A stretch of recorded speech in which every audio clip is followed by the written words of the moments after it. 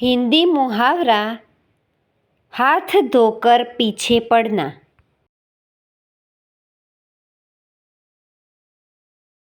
हाथ धोकर पीछे पड़ना अर्थ बार बार परेशान करना।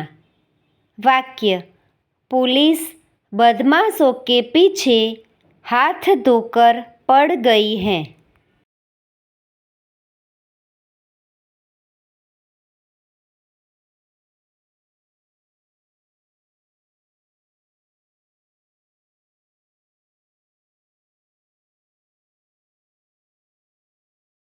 Thank you friends. Please like, share and subscribe.